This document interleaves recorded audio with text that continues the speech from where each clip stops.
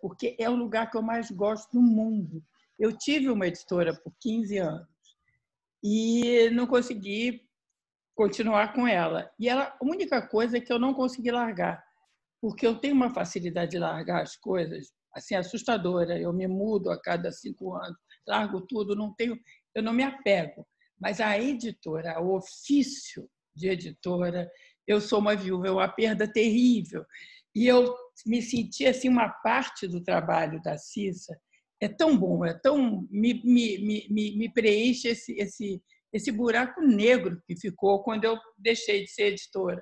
É a coisa que eu mais gostaria era ser editora de novo. E ela me dá assim, não é, eu não sou editora de novo, mas eu pego a carona nela o tempo todo e eu fico muito feliz. Eu te agradeço, Cissa. Você não sabe o que você me faz de bem com isso. Agora, pensando no que mudou de lá para cá, Cláudia,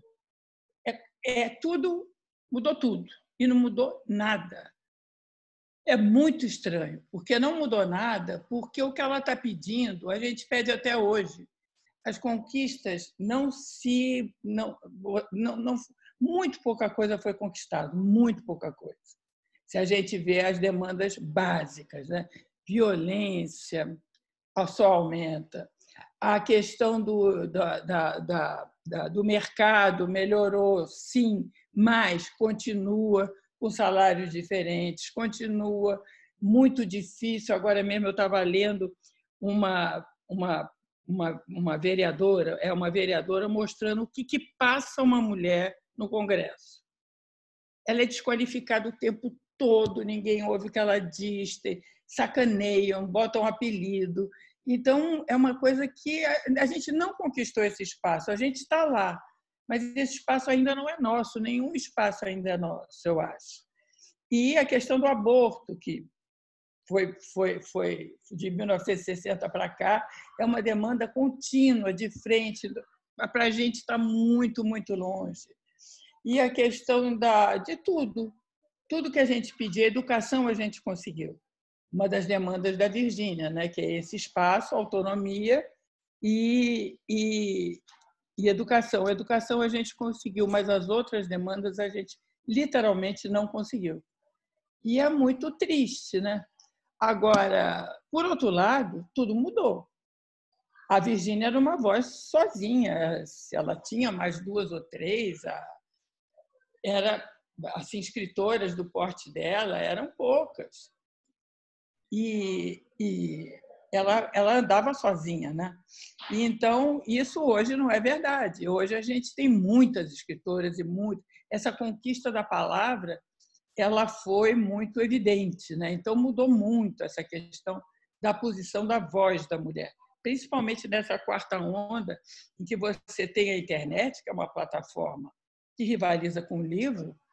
Não estou dizendo em termos de valor, mas em termos de impacto. Ela é até bem mais impactosa, né? Ela impacta muito mais na internet. E essa quarta onda usou a internet e viralizou a internet toda e botou a questão do feminismo em pauta, que não sai mais. O feminismo, pela primeira vez, foi ouvido por homens, mulheres, ricos, pobres, todo mundo ouviu essa palavra. Que era e o que é isso? Uma coisa que, na minha geração, eu tinha vergonha de dizer que era feminista. Hoje as meninas dizem isso, descrevem no corpo, né?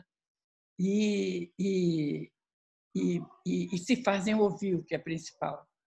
Então, eu acho que tem muita coisa que as grandes demandas não mudaram, mas as investidas trouxeram estilos e estilos sucessivos. Uma coisa que eu acho muito interessante na Virgínia, em termos de hoje, é o formato ensaio. Hoje, o ensaio é reconhecido como uma escrita nobre para as mulheres. É conhecido como uma escrita feminina. Ela não é uma escrita feminina apenas, mas ela é conhecida como o anti-artigo, né? É o artigo que se permite ser inconclusivo, é o artigo que se permite falar da própria experiência, é o artigo contra a objetividade científica, né? O ensaio envolve o eu. Então, a coisa que a Virgínia faz, e faz lindamente, que são esses ensaios, agora começam a aparecer como instrumento da fala das mulheres na academia, né? Você escrever artigos no formato masculino, que é aquele formato acadêmico, de abstract, não sei o que lá, ou você mandar logo eu e fala a partir de um estímulo que você está sofrendo, né? De um contexto que você está dentro, né? Não necessariamente uma coisa objetiva que você vai discutir. E, então, esse estilo da Virgínia hoje é um privilégio para as mulheres conseguirem. Elas ainda não conseguem. A vida acadêmica é muito competitiva e, se você não fizer o tal artigo científico formatado daquele jeito que a academia pede, você não tem pontos, você não sobe na carreira, você não é qualificado no Lattes, que é a contagem, a fita métrica acadêmica, né? Você vai aumentando o seu Lattes ou diminuindo, é o seu, como é que eu diria, a sua ficha acadêmica. Você é melhor ou pior a partir do Lattes. E um ensaio não qualifica, enquanto que aquele artigo acadêmico qualifica.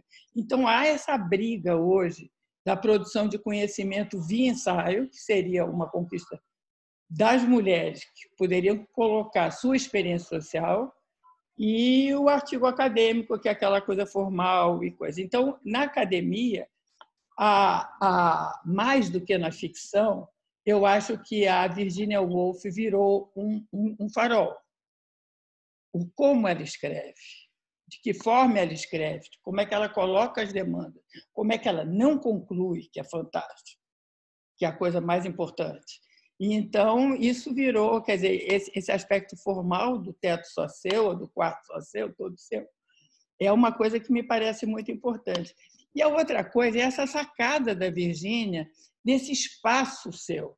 Hoje, uma das grandes mudanças para as mulheres, com as mulheres daquela época, é a multiplicidade de mulheres.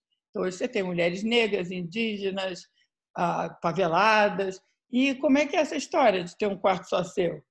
É um quarto para a família inteira, né? Então, que demanda é essa para as mulheres que estão escrevendo sem parar? Essas negras, indígenas, faveladas. É interessante porque você cria, sim, um quarto só seu.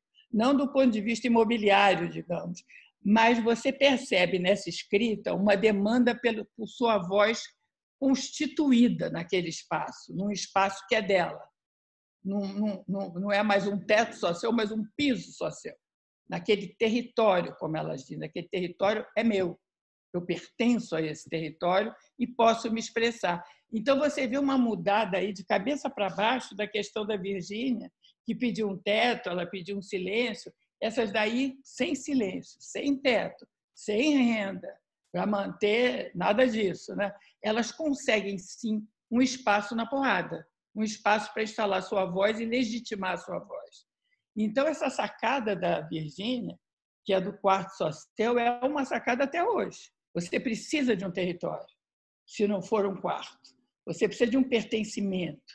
Você precisa de um lugar onde você possa emitir sua voz. E é o que acaba naquela coisa que é um pouquinho a caricatura disso, que é o lugar de fala, né? Tem que ter um lugar seu. É um lugar que não é dos outros. Então, você vê como a ideia da Virgínia, que é uma ideia quase aristocrática, você tem que ter um quarto lindo só seu, para você trabalhar, um lugar sem interferências da família, sem barulho, uma bolha, né? Agora, essa bolha vira um pisar forte. É interessante, mas é a mesma coisa que está sendo reivindicada. É o direito de ser eu no meu território. É o direito de eu ter meu quarto, sim. Se ele não tiver 4 paredes, ele tem um piso. E o lugar onde eu piso é esse. E isso é tão importante para essas novas etnias. Você vê as mulheres indígenas falando do seu lugar na aldeia, também é incrível. E as mulheres indígenas, eu ouvi há pouco tempo uma coisa importante, que era elas criando uma casa só de mulheres, para poderem se expressar melhor. Então, como a vida das aldeias é muito comunitária, e a ideia do quarto seria e não dá para adaptar, elas constroem uma casa com todas dentro, uma casa comunitária, um quarto comunitário. onde elas possam se eletrizar umas às outras, se energizar e produzir um pensamento, produzir políticas, que é mais o que elas fazem, e produzir arte. Isso é muito interessante, as originárias começarem a fazer mais e mais casas de mulheres nas aldeias. Então, você vai ver que essa procura ela tá em todas as mulheres. Essa procura que parece longe no tempo, aristocrática, aquele quarto só meu, um dinheiro para poder... Vai sem dinheiro e sem quarto mesmo, mas a demanda é a mesma. É o meu lugar, a minha voz, o meu pertencimento. Isso é que é importante. Então, eu acho que essa coisa da Virgínia rende... Eu não vou ficar falando, porque a gente vai falar da Virgínia, mas só mini pontos que unem cá e lá, que eu acho muito importante. Depois a gente conversa mais, quando a Virgínia entrar totalmente em pauta, ok? Obrigada, Elô. Eu queria lembrar, só que você falou que gosta de ser editora, né? A Virgínia também era editora, né? Fundou com o Leonard Hogarth Press em 17. Aquele marido, ela se matou, né? E as mulheres, você estava falando da dificuldade, né, das mulheres, por exemplo, no Congresso. Ela fala isso também, de como as mulheres sofriam hostilidade, né, que não era fácil não só ter um quarto para produzir, mas também, se tivesse produzido, como que elas eram atacadas. Isso não é bom, você não é boa, você... tem uma série de passagens, né, num quarto só seu, que ela... Cláudia. Até hoje. Estamos nessa. No Congresso, cara, é um espanto. A gente não mudou nada, mas mudou muito, não há dúvida. Mas as coisas básicas são as mesmas da Virgínia. É um terror isso. Dá medo.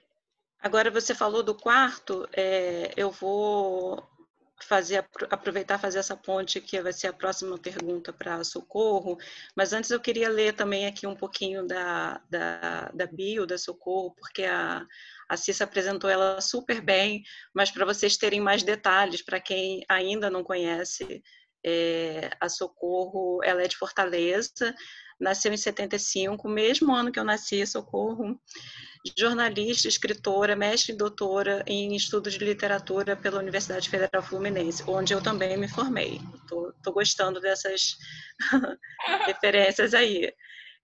Professora da Universidade de Fortaleza, Unifor, venceu o prêmio Jabuti da Câmara Brasileira do Livro em 2013 com o livro Ela Tem Olhos de Céu. O romance A Cabeça do Santo foi publicado no Brasil pela Companhia das Letras, traduzido para o inglês pela editora Rothkey Books em 2014, pela Delacour Press, e na França pela editora Belleville.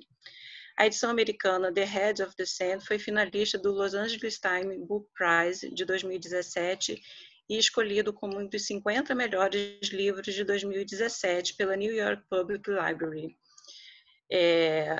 Tem que ter fôlego, né? Puxar um fôlego aqui para ler.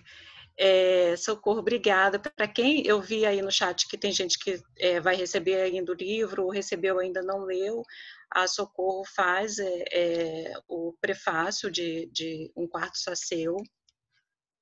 E aí, aproveitando essa observação da Heloísa, eu tinha pensado nessa pergunta que a tradutora, né, a Júlia, disse que a palavra quarto é a tradução mais fiel de room, que é o título original em inglês. E a Socorro, ela amplia essa perspectiva, né, nesse prefácio, dizendo que esse quarto da Virgínia também é psicanalítico, é a apropriação de um universo que se expande, a palavra como uma janela para o intelecto livre. Um pouco isso que a Elô falou, né, esse território onde as mulheres criam também esse espaço, né, que não precisa ser exatamente um espaço imobiliário, digamos assim. E aí eu pensei também no universo da Virgínia como também uma grande casa, com alguns cômodos, né? E você vai abrindo essas portas, né, dessa grande casa dela, você encontra romances, esses textos híbridos, como a Elô também falou, né, que é o ensaio, que é meio ficção também, contos, resenhas críticas, que foi por onde ela começou, né? Inclusive a trabalhar e a ganhar o seu próprio dinheiro. Ela começou a trabalhar para os jornais, escrevendo resenhas. Eu queria, então, que você, Socorro, comentasse essa visão aí do quarto psicanalítico e dessa grande casa da Virgínia, que a gente pode entrar e ir entrando nos cômodos e descobrindo cada vez coisas novas e geniais e impactantes para a gente. Obrigada, Cláudia. Bom, boa noite a todo mundo. Eu estou muito feliz de estar aqui. Queria agradecer primeiro a Cissa, que me fez esse convite. Inclusive, quero começar falando disso, na verdade, para falar qualquer coisa sobre o que eu penso sobre esse texto e a minha apresentação. Eu queria começar falando do dia que eu recebi o e-mail da Cissa me convidando para fazer essa apresentação. Que meu primeiro impulso foi de não aceitar, pelo respeito imenso que eu tenho pela obra da Virgínia, que entrou na minha vida muito cedo por indicação de uma amiga, justamente esse texto, né, que eu li como Um Teto Todo Seu, e o que essa minha amiga comentou sobre como foi transformador para a vida dela, e eu tinha um respeito imenso pela história dela, e eu tenho uma devoção e uma relação muito forte com a última coisa que ela escreveu em vida, né, que hoje está fazendo 80 anos, aquele bilhete de despedida. Eu acho aquilo de um impacto muito grande para se pensar sobre a consciência de uma vida, que é o que ela teve o tempo inteiro. A consciência da própria vida, a consciência da própria condição de mulher, de escritora, da própria condição de saúde frágil que ela teve o tempo inteiro. Então, eu pensei primeiro em recuar por esse respeito. Mas antes como eu não sou de fugir, assim, ou de desistir ou de fugir muito cedo, eu fui reler o texto para tomar uma decisão. E quando eu fui relendo, por incrível que pareça, eu lembrei muito da Elô, e por causa da Raquel de Queiroz, né, que é uma minha conterrânea, escritora cearense, que infelizmente não é tão estudada, nem é tão comentada por questões do envolvimento político dela declarado com o golpe militar, e a gente acabou perdendo uma parte muito importante muito contundente da importância da Raquel para que estivéssemos todas aqui hoje, que ela ter vivido exatamente essas questões que são tratadas no ensaio da Virgínia.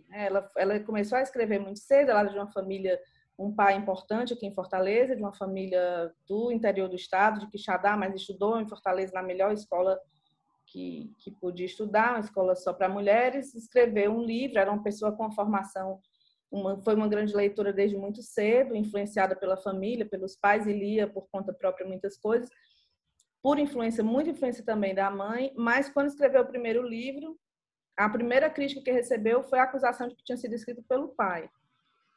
E quando esse livro circulou, quando concorreu ao Prêmio Graça Aranha, no Rio de Janeiro, isso veio à tona de novo. Foi um homem, isso é texto de homem. Isso é uma escrita de homem, porque é uma personagem, essa personagem do primeiro romance dela, uma moça que se recusa ao destino do casamento, da vida que é programada para ela de antemão, para todas as mulheres do seu tempo, né? Então, a Raquel, são muitas coisas para falar dela, mas eu fiquei pensando muito nisso, como essa biografia foi importante para mim. Eu escrevi um ensaio sobre a Raquel, um ensaio biográfico publicado aqui, foi na época que eu conheci a Heloísa, e aconteceram outras coisas, ela continuou escrevendo, ela continuou publicando apesar disso tudo, mas ela teve que escutar todos esses tipos de coisas que a gente ainda escuta, que eu ainda escutei muito parecido, que eu ainda escuto.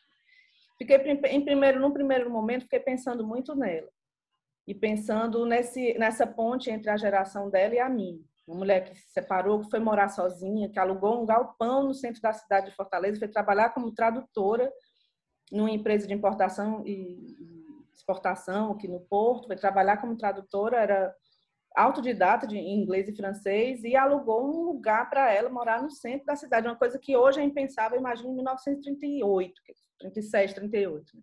Pensei inicialmente nela e continuei lendo o texto e fazendo uma série de associações. E a seguir eu pensei nas mulheres que eu acompanho como professora. Coordeno um curso de literatura aqui na Unifor, na Universidade de Fortaleza, que é um curso voltado para pessoas que querem escrever. Não é uma oficina de escrita, nem é nenhum curso de método de escrita, né? Eu penso um pouco diferente a respeito disso. Eu acho que o curso para as pessoas que desejam escrever ficção ou não ficção, ele deve ser um diálogo com outros escritores, e é isso que a gente faz lá na Unifor. E comecei a lembrar de todas as mulheres, que é sempre maioria, A maioria das turmas é sempre feminina, sempre. Eu estou dando aula de escrita há mais de 10 anos, é sempre maioria de mulheres. E fiquei lembrando de todas essas vozes, dessas mulheres que estão escrevendo depois de aposentadas, porque querem contar as coisas que aconteceram na sua vida, querem ficcionalizar fatos da trajetória profissional, da vida, dos sofrimentos, das dores que viveram ou não, ou são mulheres que exatamente não viveram uma série de coisas e que querem viver na literatura, mulheres que querem escrever histórias, acontece muito assim, de senhoras mais velhas, porque com vergonha de dizer, porque eu quero escrever uma história de uma mulher muito louca, que faça isso, que faça aquilo, que pega quem ela quer. Então, eu fiquei pensando nessas trajetórias e dessas mulheres que estão escrevendo hoje.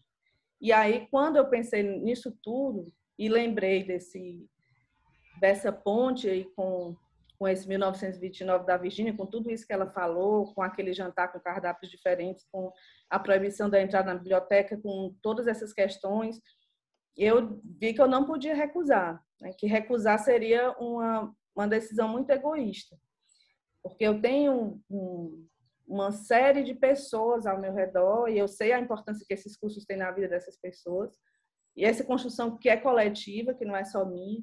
Então eu decidi aceitar e foi um ponto de reflexão muito importante para mim. A Cissa nem sabe disso, está sabendo agora, mas foi um ponto de reflexão muito importante que mudou muito o olhar para o meu trabalho e me deu mais orgulho ainda do que a gente tem construído. A gente, eu e essas alunas. Tem uma aqui, a Josi, inclusive, uma das alunas do curso. Do que a gente tem conseguido construir, essas alunas escrevendo e publicando. E aí isso do quarto metafórico, eu penso muito parecido com a Elo em relação a esse quarto, a essa ideia de quarto. Eu acho que eu sempre escutei muito, a gente escuta muito essa frase, acho que é a frase mais conhecida do ensaio, do quarto, uma chave, algum dinheiro para poder escrever, mas eu vejo esse quarto como um lugar mesmo metafórico desse conjunto de palavras, que é um instrumento do escritor, desse conjunto de experiências de vida e desse conjunto de desejos dessa escrita, que eu acho que é o mais importante de tudo.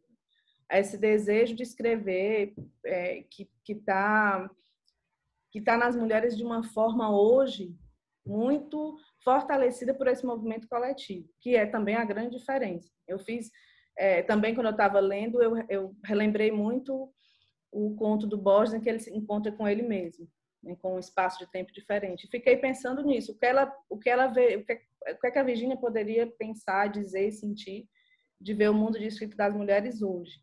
Então, essa metáfora desse quarto psicanalítico, né, tendo a palavra como uma janela, é isso. Não, é como a Elo disse, a gente não precisa esperar esse quarto com essa chave. Esse quarto, como ela disse, esse quarto imobiliário com essa chave. Ninguém está esperando, as mulheres não estão esperando, mas por esse quarto. Estão escrevendo apesar de. Então, foi muito... Quero aproveitar a minha oportunidade de falar disso. Foi muito forte para mim ter escrito esse texto agora, ter pensado nisso tudo agora. Eu olho para as minhas alunas de uma maneira muito mais fortalecida e muito mais consciente, né? Essa consciência que a Virgínia mostra para a gente de tudo.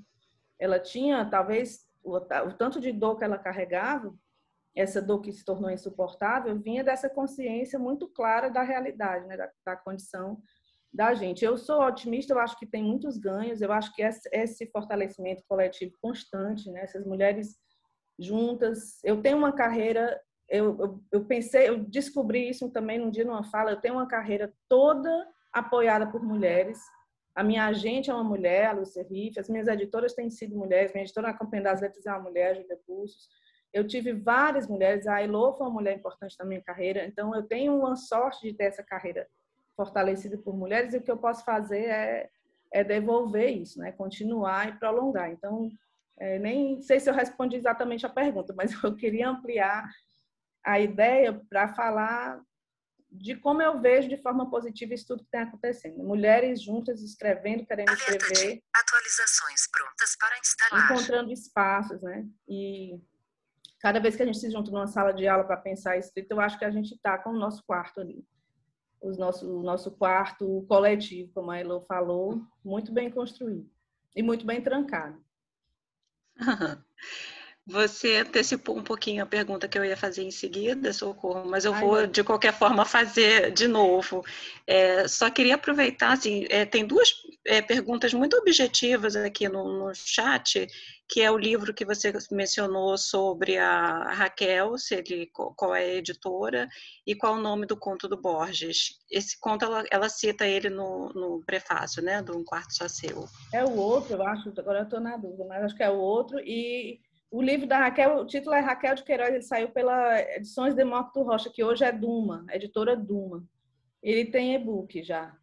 É um ensaio biográfico breve, né? Que eu pesquisei muita coisa, mas o espaço do texto é um espaço breve para apresentar a Raquel. Uhum. Mas eu também indico, para quem gosta da Raquel, o Caderno de Literatura Brasileira dedicado a ela, que tem um texto maravilhoso da Heloísa. Maravilhoso. Do Então, Instituto Moreira Salles? do Instituto Moreira Salles. Eu acho, inclusive, que eles estão no site, que é possível baixar os PDFs. Eles estavam até pouco tempo, não sei se ainda estão. Obrigada. Você falou, e a Elo falou, né, dessa coisa das mulheres quando se juntam, me lembrei do conto que ela fez, Uma Sociedade, que é justamente isso, né, a reunião das mulheres para investigar, afinal de contas, o que esses homens estão fazendo, né? São mulheres que eram dedicadas, né, à casa cujo destino seria casar e cuidar da casa e dos filhos, e elas resolvem se reunir e aí esquematizam, né, alguns papéis. Você vai no parlamento, aliás, no parlamento é o único lugar que elas não vão. Você vai na marinha, você vai na biblioteca, foi cada uma para um lugar na sociedade para descobrir, afinal de contas, o que esses homens têm de tão bom. Esse conto é muito bom e fala muito dessa coisa da união das mulheres. E tem um ensaio, né, uma carta que ela escreveu, carta introdutória a Margaret Davis, que ela fala sobre textos que foram escritos por mulheres operárias. Era uma reunião de textos que a Margaret Davis ia publicar, ela pediu a Virginia para escrever o prefácio. E a Virginia foi assistir a uma apresentação dessas mulheres operárias. Eu me lembrei, Socorro, porque você falou, né, do quanto que as mulheres têm para contar, às vezes nem sabe, às vezes porque já viveram, né, contar suas experiências, e às vezes querendo inventar mesmo outras vidas, né? Coisa também que a Virginia é uma especialista, né? A invenção das biografias. Tem gente que diz que ela inventa biografias porque as histórias ainda não estavam contadas. Então, eu queria só...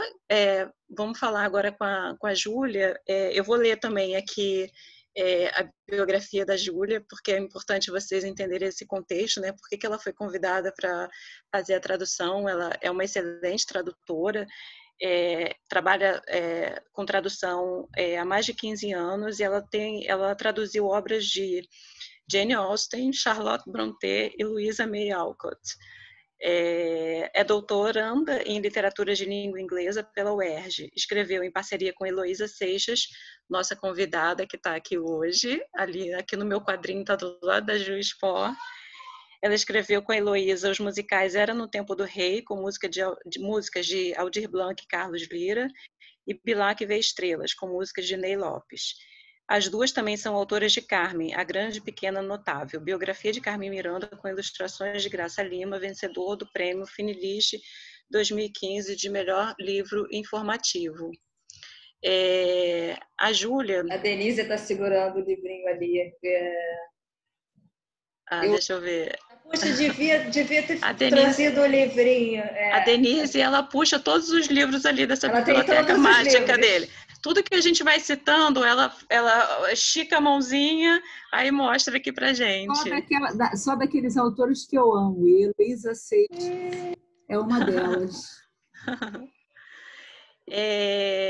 Aí a minha pergunta para a Júlia, ela disse numa entrevista que a gente fez e que as assinantes receberam lá no e-mail, também está no site do Clube F, que esse talvez tenha sido o texto mais difícil que ela traduziu na vida, porque ele mistura ficção e não ficção e exige da tradutora um exercício também de escritora. E aí eu queria que ela falasse um pouco dessa tradução. Realmente a Virgínia, ela mistura, né, poesia, ela inventa, né? Aí eu queria que você trouxesse um pouco a história mesmo de Um Quarto Só Seu, né? Ela inventa uma personagem, ela inventa uma universidade, né, Oxbridge, que é a mistura de Oxford e Cambridge. Porque Ela feminina fala do gato. também é inventada. Ela fala do gato sem rabo e tem umas partes do ensaio que são muito poéticas, realmente, né? Então, é maravilhoso. Eu queria que você contasse, e também da dificuldade, né, do desafio, Júlia, de fazer as notas, porque são muitas referências que a Virgínia traz, né? Então, enriquece muito a leitura da gente. Eu tive uma experiência parecida com a da Socorro, porque a Ana Cecília também me chamou para fazer essa tradução, e eu tive uma porque eu falo nas minhas oficinas de tradução que, às vezes, a gente pega um livro que a gente não ama e a gente tem que fazer mesmo assim. Nem sempre o tradutor está trabalhando com uma obra que ama, mas amor demais também pode atrapalhar. Um excesso de reverência pela obra, como eu tenho por essa, pode atrapalhar, porque, afinal de contas, você, como tradutor, vai reescrever a obra até certo ponto. Claro que você vai seguir aquela planta, né, do original, não é uma obra de criação como escrever um texto original, mas também é uma obra de criação, é uma obra de recriação. E eu sou apaixonada por esse texto. Minha história com a Virginia Woolf começou até cedo. Eu tinha 19 anos quando eu li Ao Farol, me apaixonei completamente, continuo sendo apaixonada. Eu não me lembro quando foi a primeira vez que eu li Um Quarto Só Seu, mas já tem um tempo, já tinha lido, relido. Eu escrevi uma tese de mestrado sobre aspectos feministas da obra da Jane Austen e usei muito esse ensaio. Então, eu tinha lido ele mergulhado bastante nele, para essa escrita acadêmica que a Heloísa maravilhosamente falou que tem que seguir certos padrões, né, meio rígidos, assim. E aí, quando a Ana Cecília falou, eu pensei, gente, será? Mas aí aquela vontade de fazer o desafio de fazer venceu esse receio de mexer nesse texto que eu adoro. E é desafiador, porque eu acho que sempre é desafiador traduzir Virginia Woolf. Ela é uma escritora, nessa matéria que saiu hoje no Estado de São Paulo, sobre essa nossa edição, e que falou de várias edições que estão saindo ou vão sair da obra dela. O Leonardo Frois, que é um grande tradutor e poeta, falou da qualidade poética, eu acho que foi a expressão que ele usou. Eu até anotei aqui o valor de poesia da obra dela. E realmente todo o texto que você lê da Virgínia, você tem a impressão de que cada palavra está ali perfeitamente incrustada no lugar exato, como um mosaico. E na tradução, você necessariamente tem que meter a sua mão nesse barro e remoldar ele em outra língua. Então, sempre é um desafio, eu acho. Esse é o único texto da Virgínia que eu traduzi até agora, Um Quarto Só Seu e os outros 3 ensaios que estão aqui, que eu sugeri para a Ana Cecília. Ela perguntou o que a gente poderia colocar para tornar a edição, dar uma diferença na edição. E aí eu imediatamente pensei nesses ensaios sobre essas escritoras, porque elas são muito mencionadas. Elas são as 4 grandes escritoras que são mencionadas no Quarto Só Seu. E cada uma delas, quer dizer, todas elas, porque a Charlotte e a Emily têm um ensaio só, mas todas elas têm um ensaio aqui no Common Reader, que é esse livro que saiu em 25, até antes do Quarto Só Seu, que é de 29, como você falou, só com ensaios literários da Virginia Woolf. E tem um ensaio chamado Jane Austen, um ensaio chamado Jane Eyre e o Morro dos Ventos Vivantes, e um ensaio chamado George Eliot. Então, eu quis incluir, são 4 escritoras que eu amo, quis incluir, e queria falar um pouquinho sobre a escolha do título, que você até me perguntou, que eu acho que eu estava até dando uma olhada depois, quando eu fui traduzir, eu já não tenho mais o hábito de olhar as traduções antigas, né? Eu recentemente traduzi O Morro dos Ventos Uivantes, que tem uma tradução de quem? Queiroz. Eu vou olhar a tradução da Raquel de Queiroz para ficar tensa? Não.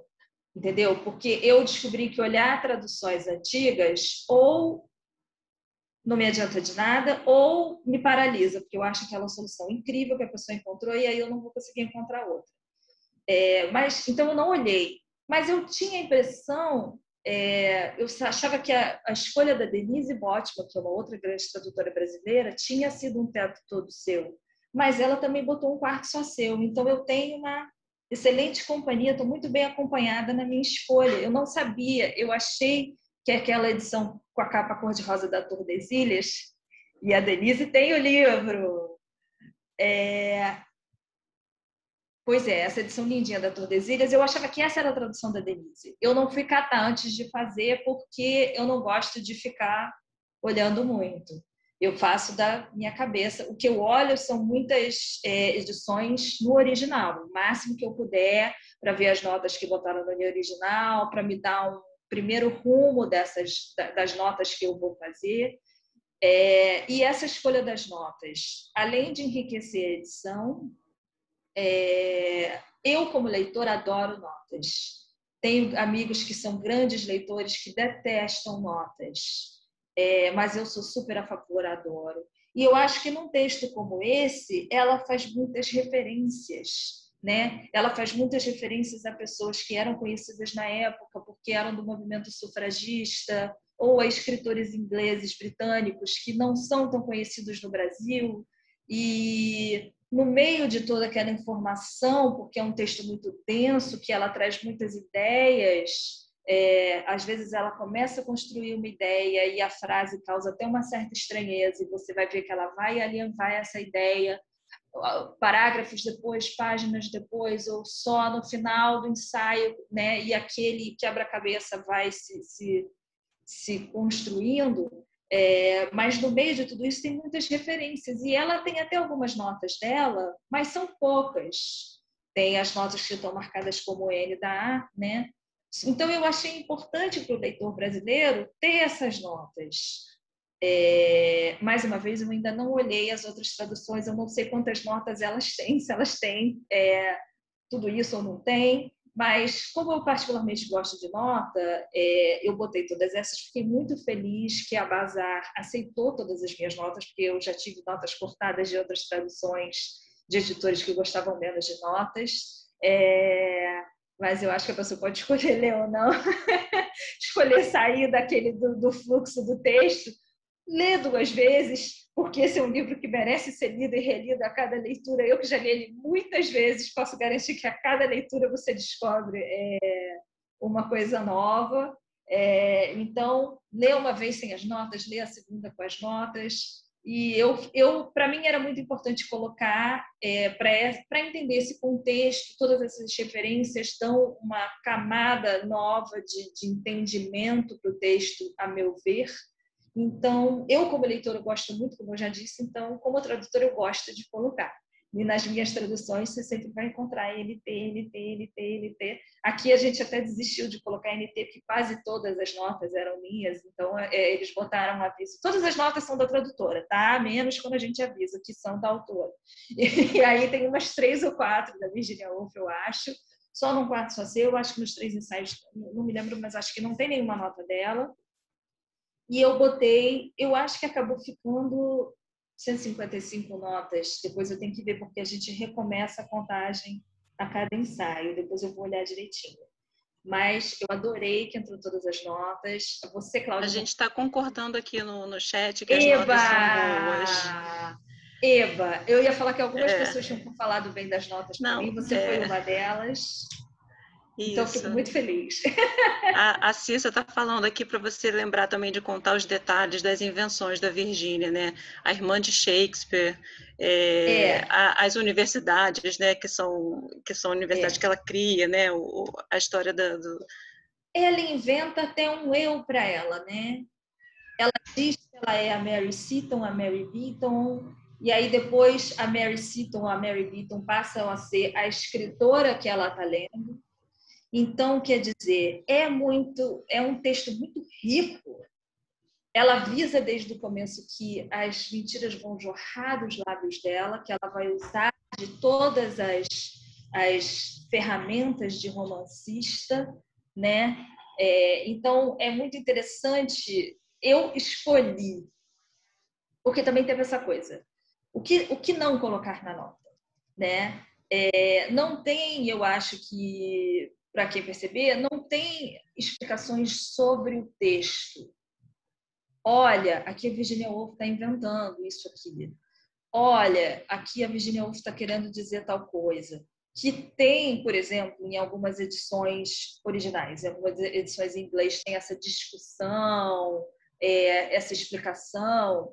Como eu estava muito interessada em colocar essas notas mais, digamos assim, objetivas sobre quem eram todas essas pessoas que ela menciona, eu pensei, se eu cair por esse buraco de começar a discutir o texto, além de, claro, eu acho que às vezes dá uma empobrecida, porque você coloca ali uma interpretação, que é só uma, e esse texto pode ter várias interpretações a cada encruzilhada que ele chega. Eu pensei, esse livro vai ficar, que nem teve um livro que eu já traduzi, que tinha mais nota do que texto. Se você pegava a quantidade de caracteres do texto e a quantidade de caracteres das notas, tinha mais nota do que texto. E aí até eu achei um pouco exagerado, né? Assim, então eu pensei, vai ficar mais nota do que texto se eu entrar por esse caminho. Então, ela brinca com a cabeça da gente com todas essas invenções. Às vezes você tem que parar e falar, calma aí, o que é isso mesmo? Né? Como leitora, e aí, claro, como tradutora também.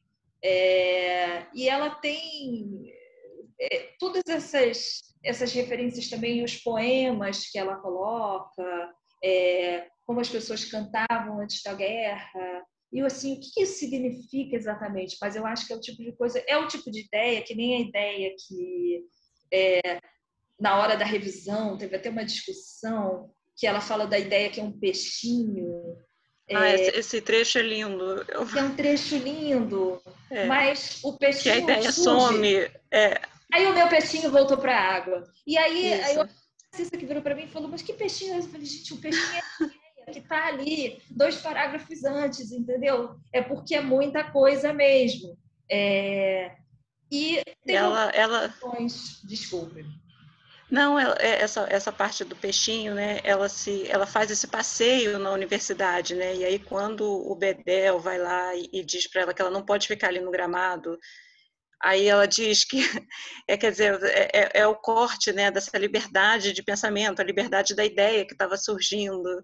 É muito genial, porque ela começa com essa exclusão absolutamente real dos espaços, né? Ela não pode ficar na grama, ela não pode entrar na biblioteca.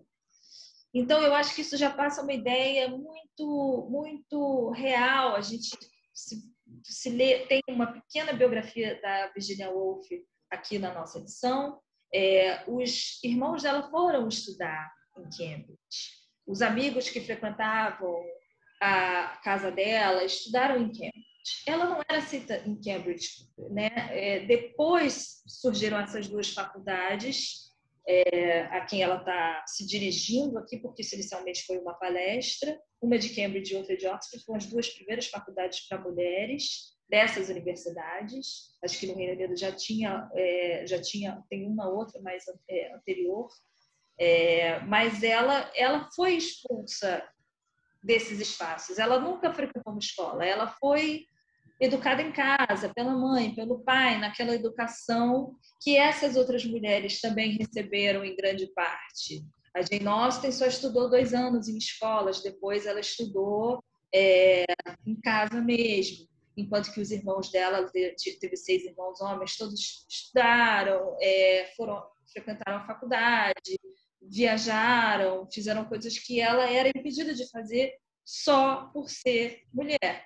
A Charlotte Brontë até estudou mais, teve uma educação formal maior, porque ela precisava trabalhar, queria trabalhar como professora e resolveu completar a educação dela, que a princípio tinha sido só em casa também com o pai.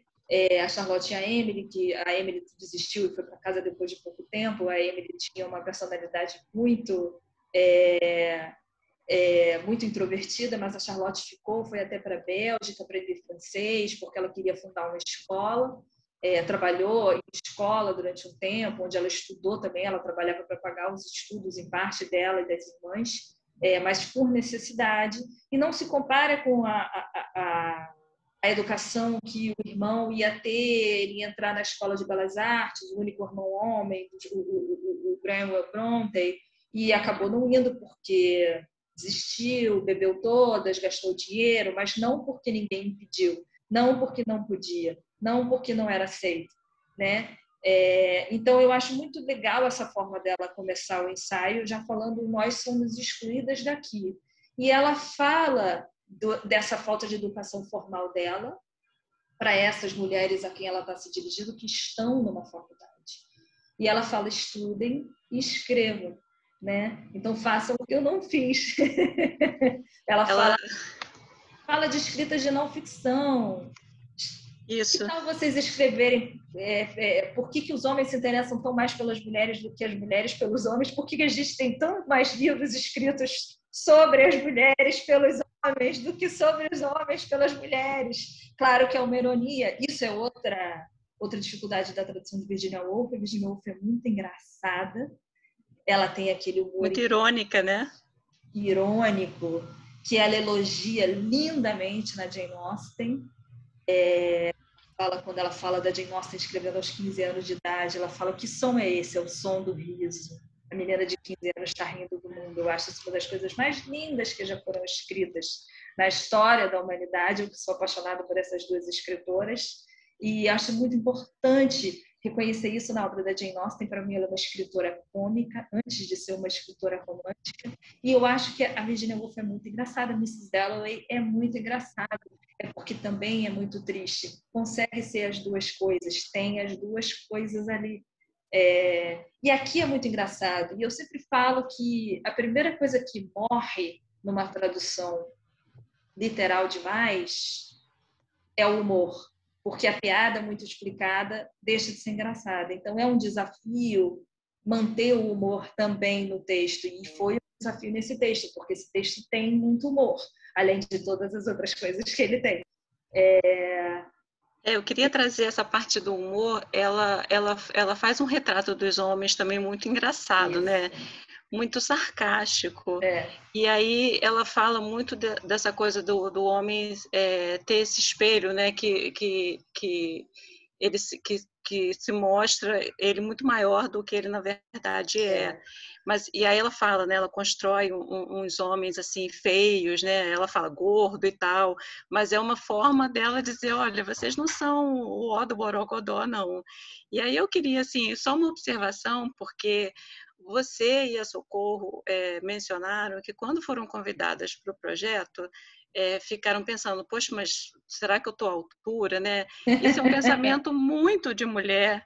E assim, eu estou num grupo lá, eu fiz um curso com a Elô, e a Elô um dia estava falando de síndrome da impostora. Eu falei, Elô, como assim você falando de síndrome da impostora? Mas eu queria dizer aqui também que quando a Cissa me chamou, eu falei, mas por que eu? Assim, a gente tem... Nós, mulheres, assim, enquanto os homens que são muito menos, né, do que se acham muito mais, né, tem uma autoestima elevadíssima, e ela mostra isso de uma maneira também muito engraçada, nos textos muito, né, espetando mesmo, e a gente aqui fica com essas questões. E aí, eu queria voltar, eu ia fazer uma pergunta para Socorro e também para a Heloísa, né, porque ela, no fim do ensaio, aqui, e é um pouco o que você falou também, Júlia, que ela faz na verdade, um pedido, né, para as mulheres que estão ali ouvindo. E a Socorro também cita que esse ensaio é uma carta, né, para as mulheres, né? É uma carta que a gente pode ler hoje. Ela pede: gostaria de lhes pedir que escrevessem livros sem hesitar diante de nenhum assunto, por mais trivial ou vasto que seja. De um jeito ou de outro, espero que vocês obtenham dinheiro suficiente para viajar. Não é só para escrever em casa, não, é para ver o mundo, né? Porque se você pode inventar, claro, mas se você puder ver o mundo e ficar sem fazer nada, também, olha, que privilégio, né? Ficar sem fazer nada para contemplar o futuro, o passado do mundo, para sonhar com livros, e vadiar nas esquinas e deixar que a linha do pensamento mergulhe fundo no riacho. Aí ela volta, né? Aquela coisa do peixinho, volta para o peixinho. Pois não desejo de jeito nenhum que se atenham à ficção. Se quiserem me agradar, e existem milhares de outras como eu, vocês irão escrever livros de viagem, de aventura, de pesquisa, de história, biografias, livros. Fazendo isso, vocês certamente ajudarão a arte da ficção, pois os livros tendem a influenciar uns aos outros. É um pouco isso, né? A própria história, né, de outras mulheres que vieram antes. A Socorro citou a Raquel, que tem uma ligação com a Elô. Então, assim, é essa continuação.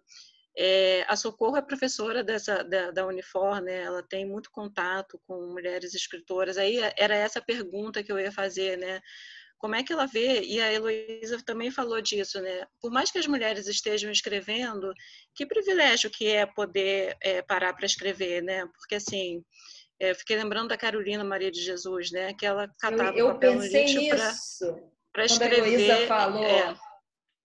E ela relata muito no quarto de despejo as confusões na favela, o barulho, as brigas, né? Então, assim, todas as dificuldades, a fome, né? E aí, se a gente uma coisa pensar que em me educação... impressionou muito em Quarto de Despejo é que ela passa o tempo inteiro, quase, dela, obtando a próxima refeição para ela e para os filhos. Quer dizer, ela está se Exatamente. Então, ela fica trabalhando para próxima refeição. Mas mesmo assim, com aquela absurda que ela tinha, ela conseguiu o tempo para escrever, mas o extraordinário, né? Não conseguimos esperar isso, não podemos esperar isso. Porque a gente não consegue estudar com fome, né? Isso é um problema da educação, e aí, né, não é nem só um problema das mulheres, mas atinge sobretudo as mulheres, porque as mulheres também são provedoras dos lares, né?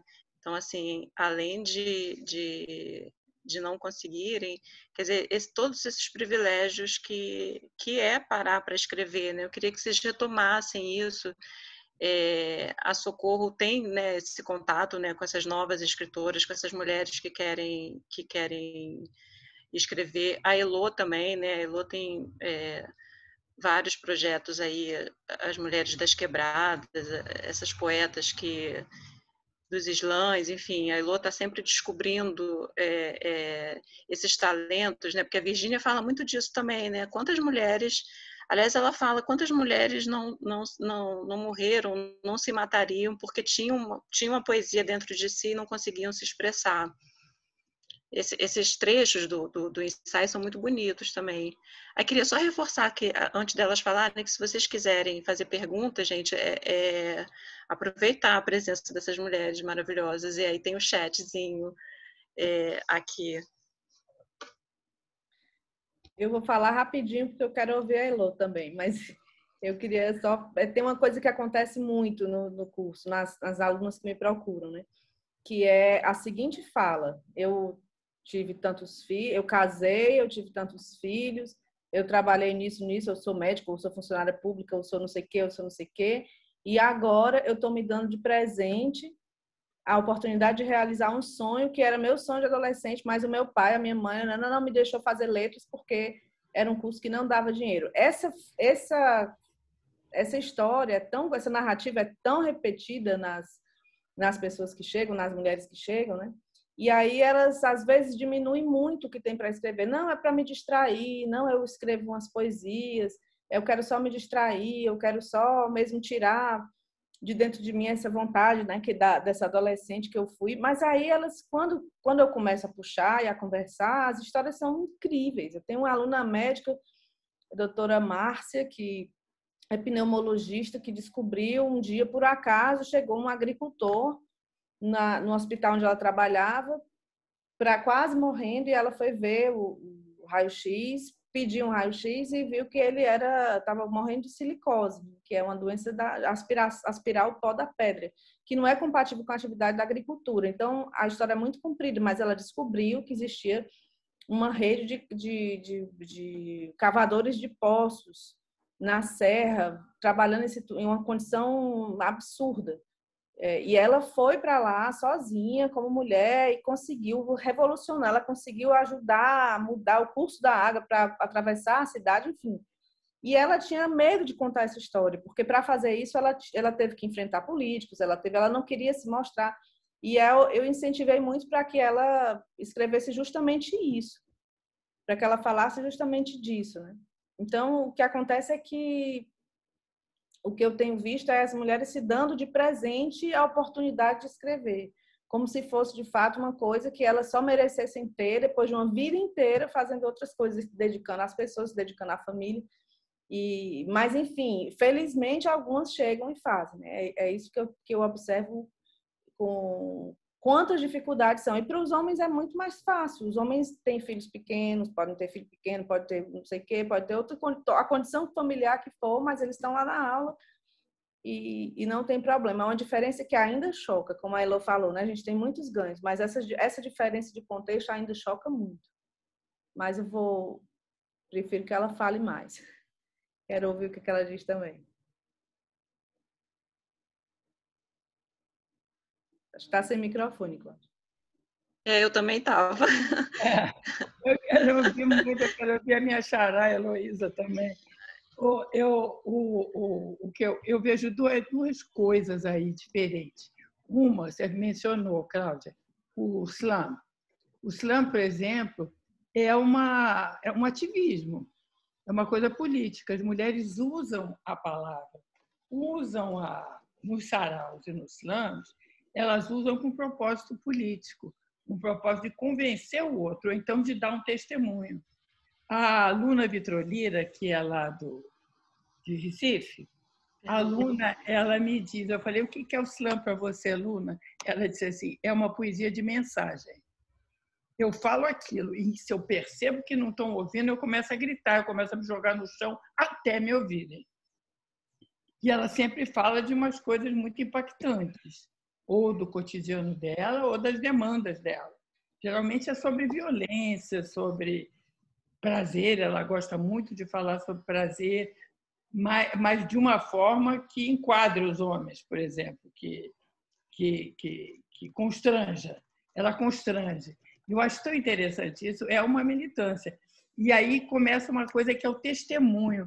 E eu acho, uma vez eu falei, que parecia muito uma coisa de neopentecostal, porque a cultura neopentecostal, não a religião neopentecostal, mas a cultura neopentecostal de progredir, de, através da palavra, arranjar um emprego. Você faz uma oficina para arranjar um emprego, ou então para te empoderar, ou então para te orientar as demandas.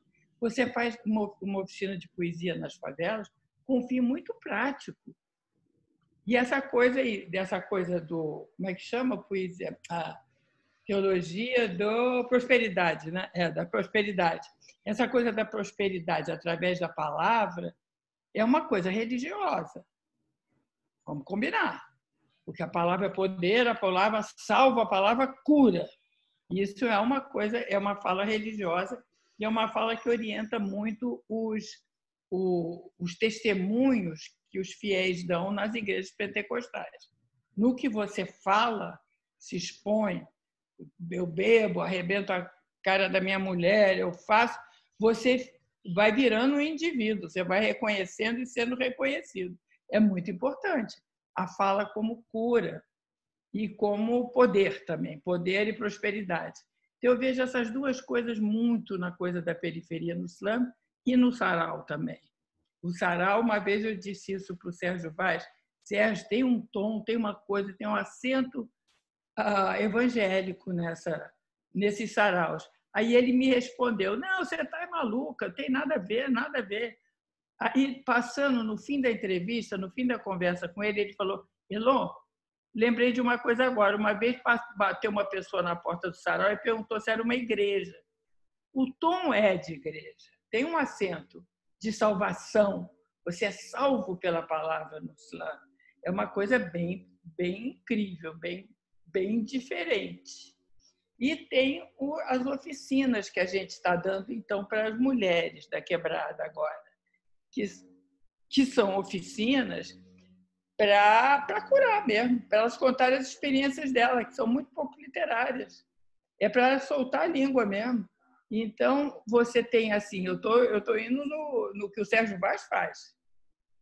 Mas a demanda é altíssima, Cláudia. A gente só recebe 60, mas são muitas pessoas querendo na fila. Se uma desistir, entra outra. É muito impressionante essa necessidade vital da cura e de passar seu testemunho e de salvação mesmo. Você se salva pela palavra. É uma coisa que eu nunca tinha visto na minha vida literária, essa situação de se salvar, né? Então, a gente está fazendo assim. A gente faz um combo, uma oficina combo. Primeiro, tem uma oficina de leitura. Então, a gente lê e discute até cair. Todo mundo fala o que sentiu, o que pensou, o que lembrou quando está lendo aqui. A segunda coisa é a escrita. E elas vão e escrevem depois. E depois elas se autopublicam, que eu percebi que é muito importante. Porque você ter um livro é um sonho muito concreto. É uma coisa que a sua autoestima vai lá, é um objeto sagrado. Me lembro que uma vez eu também fiz uma coleção chamada Tramas Urbanas, que as pessoas, no lançamento, eram todos de periferia, contando seus projetos. E era uma coisa assim, e não eram mulheres, eram homens e mulheres.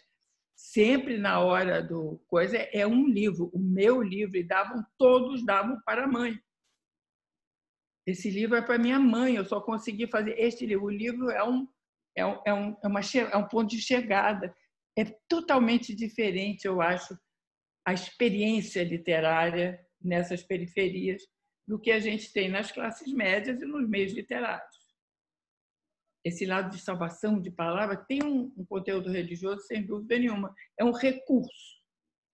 A palavra como um recurso e não como um fim, como é o caso da literatura. Você escreve não como um recurso, você escreve para dizer o que você pensa, para você escrever. E lá não, é para você salvar seu corpo. É muito incrível, eu fico muito chocada com essa visão de escrita nas periferias. E a coisa de fazer um livro, a gente arranjou um jeito low-tech de fazer sem esses aplicativos caros, sabe, fazendo o próprio Word, aí faz o PDF, depois lança um design por cima, dá um jeito para virar com cara de livro, porque também elas não têm recurso para comprar aplicativo de editoração, nem para entrar nas plataformas Amazon, aí não faz, não consegue. Então, a gente inventou uma saída editorial para elas terem seu livro. Então, é uma experiência tão diferente. É uma hóstia o livro. Eu posso estar ficando doida, mas eu tenho certeza, pelo meu contato corporal com isso, que é um recurso muito diferente do que a literatura entre nós. Então, ou mais importante, talvez mais importante. Pirei, né? Completamente. Você falou em salvação, Elô, e eu estava pensando aqui, primeiro, voltando um pouquinho assim na vida da Virgínia, né, que passou por maus bocados, né, perdeu a mãe, dizem, né, que passou por abuso do irmão, tinha seus próprios transtornos e ela acabou cometendo suicídio naquele período da guerra, né? Então ela escreveu também muito, né, sobre tanto nos diários quanto nos ensaios finais. Ela escreveu muito sobre esse patriarcado da guerra, né, sobre essa impossibilidade de viver na paz. E aí eu fico pensando nisso que você falou e nas mulheres também de hoje em dia, né, que a gente, por exemplo, passa por uma pandemia, tem mulheres que estão passando pela pandemia de formas diferentes, né? Então, essa necessidade de escrever e de falar também como uma necessidade de cura, né? Aí, nesse sentido, eu acho que também era uma espécie de salvação para Virgínia, né? Sendo que ela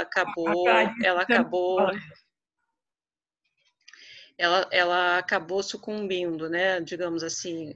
Aí eu queria que vocês comentassem, a Júlia, a Socorro, esses aspectos biográficos também da vida da Virgínia, né? Que levaram ela.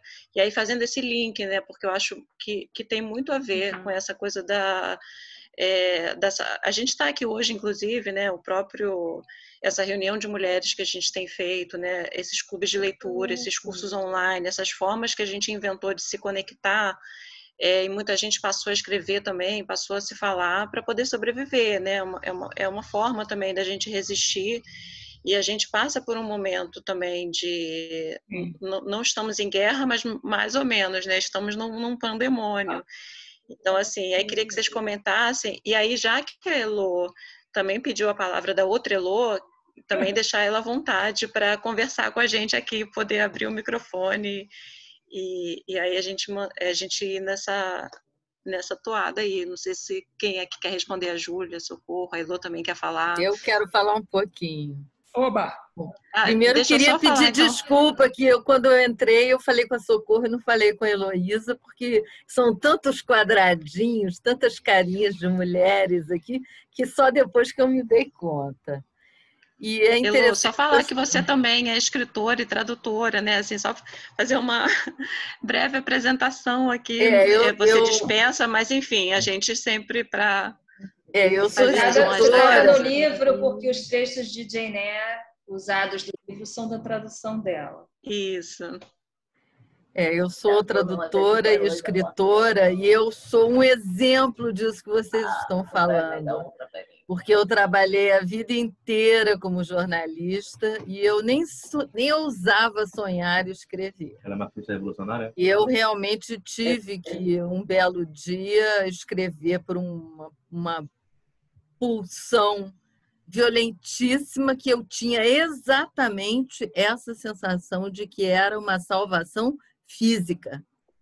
Eu achava que se eu não escrevesse, eu ia morrer. Eu tinha realmente essa sensação.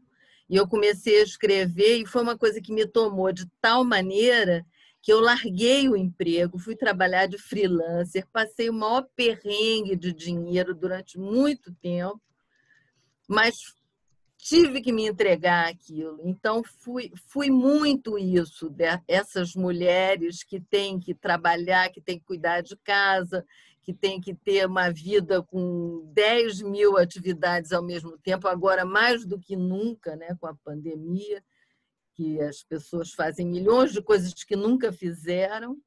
E eu fiz a vida inteira isso, e, de repente, eu fui tomada por essa coisa da escrita. Então, acho interessantíssimo tudo isso que vocês estão falando.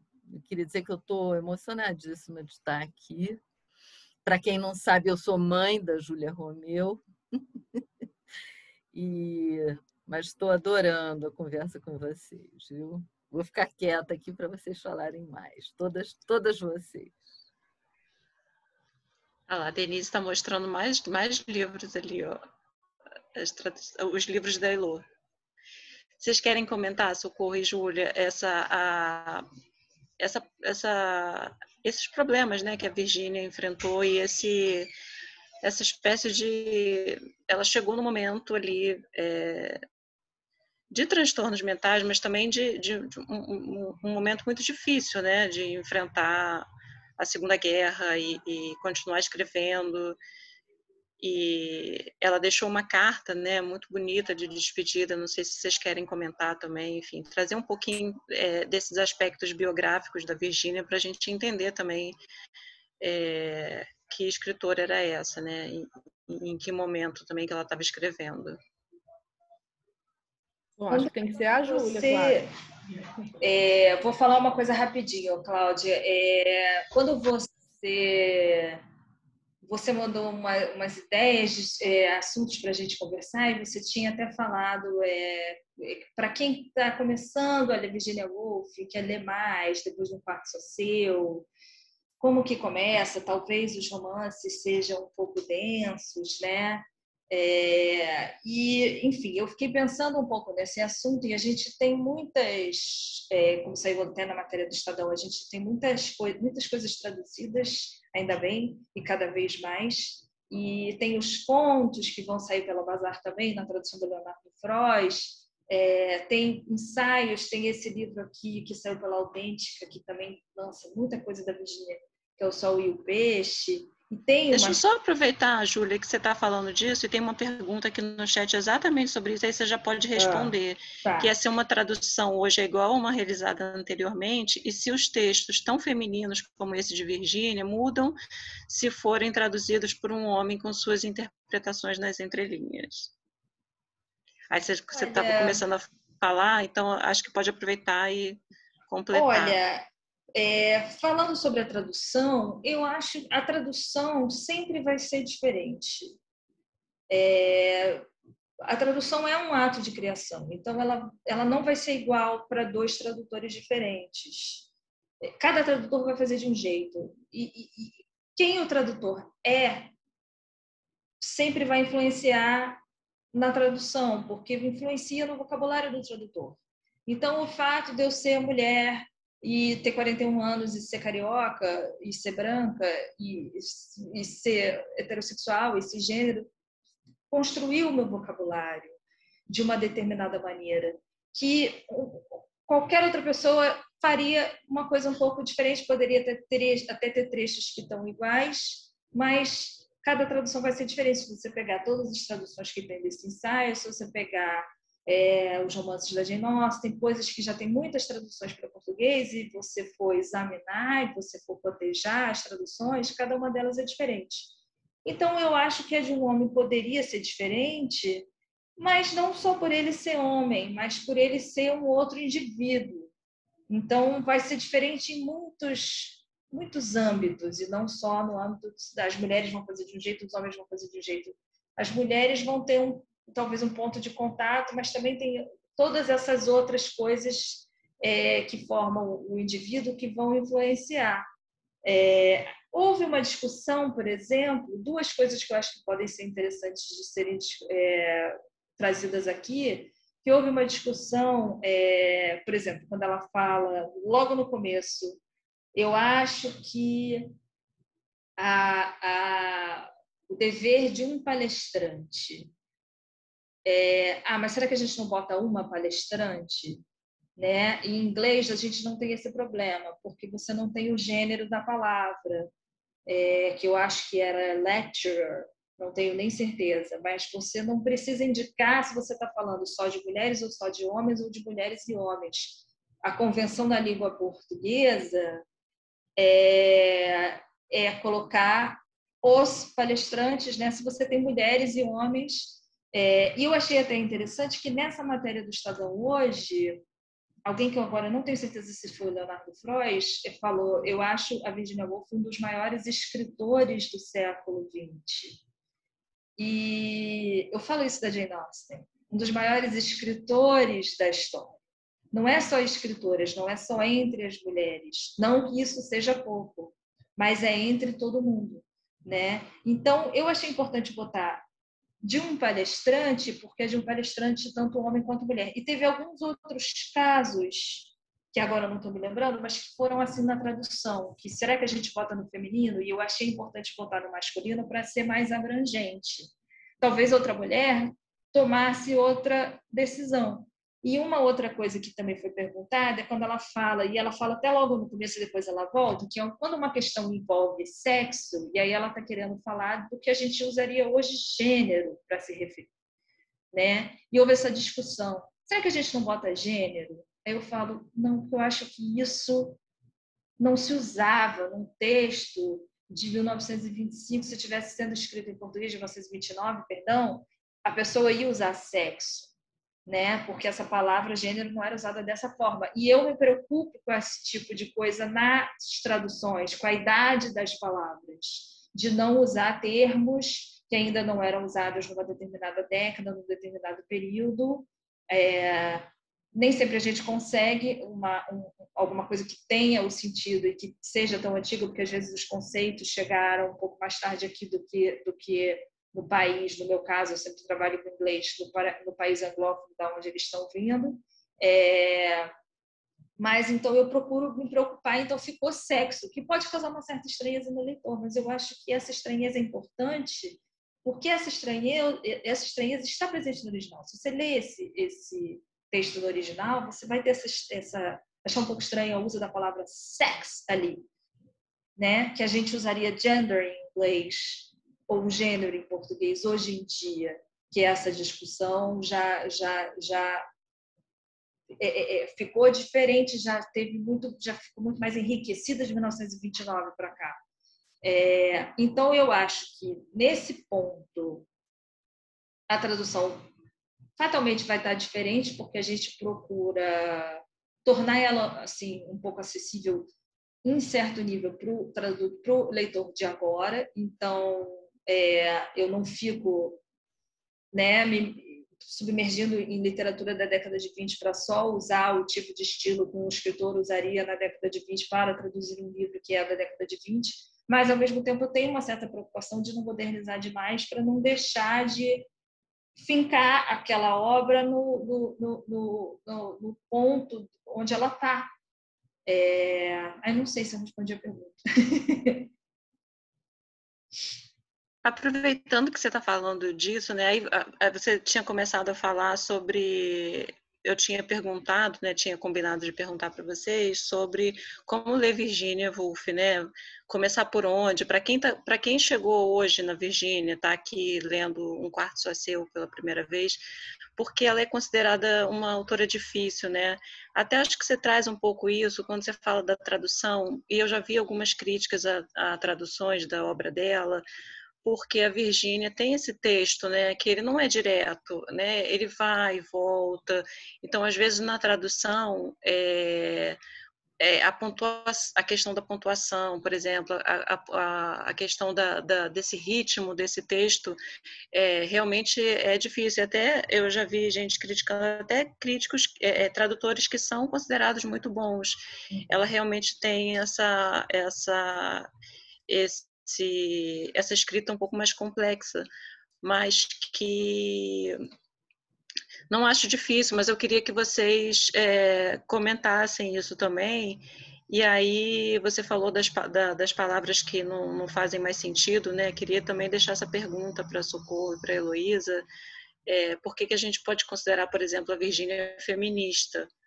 Ela não usava, né, esse termo para ela, mas hoje a gente lendo, e aí a gente já falou disso também, né, Jane Austen, as Irmãs Brontë, a gente tem um grupinho de leitura da obra das Irmãs Brontë e a gente fala lá sempre também, né, a gente pode ler essas mulheres com essa ótica, né, elas não estavam falando em feminismo, mas elas estavam mostrando na prática o que era ser mulher, né, e esses desafios.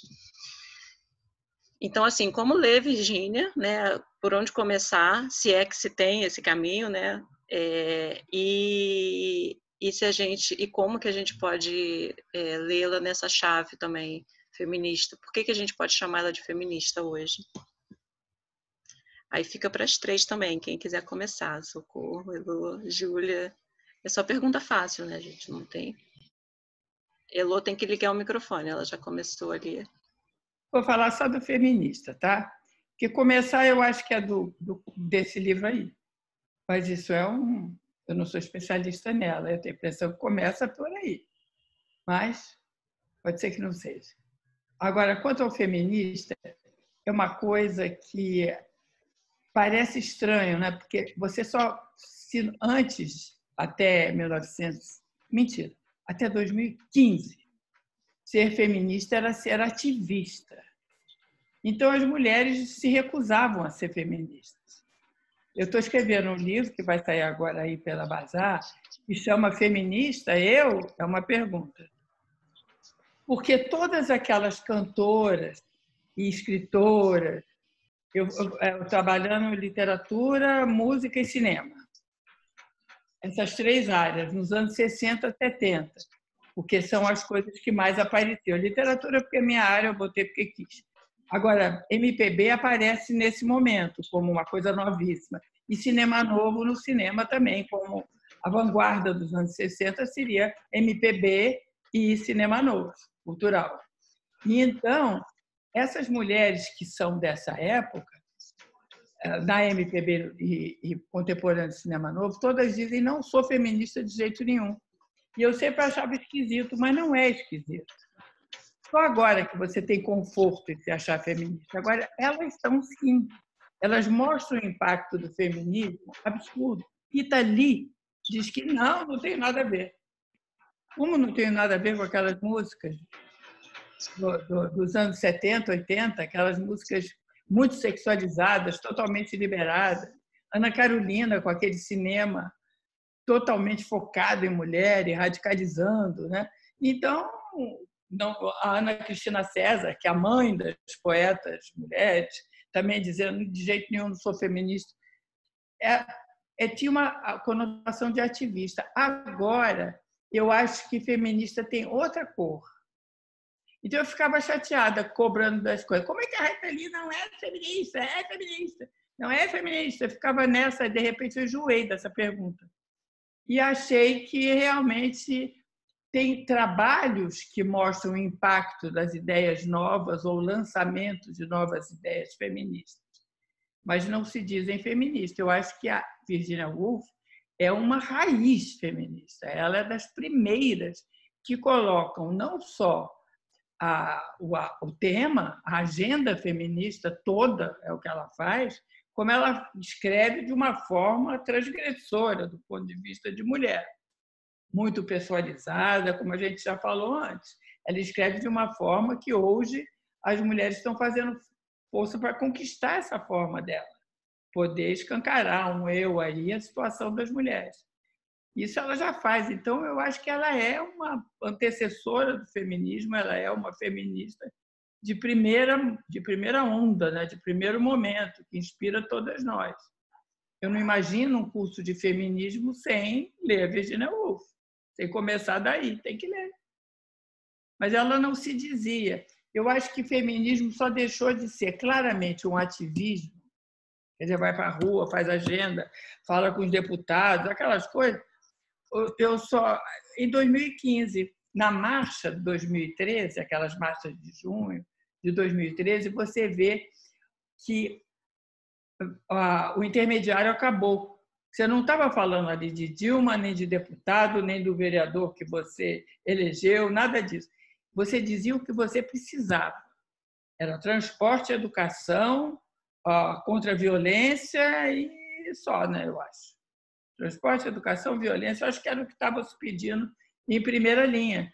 Agora, quem que ia fazer isso não interessava. Então, você passa de uma política representativa para um sujeito social. Então, não é mais um sujeito político que vai depender, vai votar e encaminhar suas demandas. É um sujeito social, é um sujeito que vai e diz o que ele precisa. Eu acho que daí saiu esse novo feminismo da quarta onda, que diz: eu quero isso. Então, elas têm muito conforto. Eu quero que não é não. Meu corpo, minhas regras. Aborto, escreve toda, peladas, toda escrita de aborto, sim. Então, eu acho que essas novas, dessa quarta onda, todas se assumem como feministas. E as mulheres antigas também começaram a dizer: mas é outra coisa, porque tem a bandeira das demandas das mulheres. Não precisa ser necessariamente um ativista, é uma poeta. Aquelas poetas que eu selecionei agora, todas se dizem feministas. Ana Cristina César dizia que não era. Alice Santana dizia que não era, que já é uma geração mais para frente. Então, eu acho que é uma coisa que só liberou agora essa palavra, mas que vem se fazendo desde a Virgínia. Virgínia é uma marca, como é que chama? Aquele stone, coisa, aquela pedra inaugural do feminismo na literatura. Eu acho que sim, tem casos antes, obviamente tem, mas do ponto de vista do entendimento, do afeto, eu me identifico imediatamente com ela. Ela é a mais antiga da minha fantasia, referência feminista. Não sei se eu fui bem claro, mas eu acho que essa palavra perdeu o pudor nessa última coisa. Também tem aqueles backlashes horríveis. No meu tempo, você ser feminista era ser sapatão, que na época era um xingamento, agora não é mais, mas era. Sapatão, você era mal amada, você era feia, você era uma mãe perversa, porque não cuidava dos filhos por causa de feminismos, não cuidava dos filhos, os filhos iam ser todos drogados, delinquentes. Então, era uma carga em cima das mulheres que tinham essas demandas feministas muito grande. Os homens sacaneavam mesmo. Feminista, a Betty Friedan veio aqui, coitada, saiu espancada quase, é o nariz da Betty Friedan, uma mulher horrível. Sabe o que ela fez numa entrevista do Pasquim? Ela pegou o gravador e jogou em cima do, não sei se foi Geraldo Tarso, sei lá, um desses. Ela chorou e quebrou o gravador de tanto insulto que ela recebeu. Então, era muito difícil, sim, ser feminista. Agora não, agora é o contrário, é um outro momento.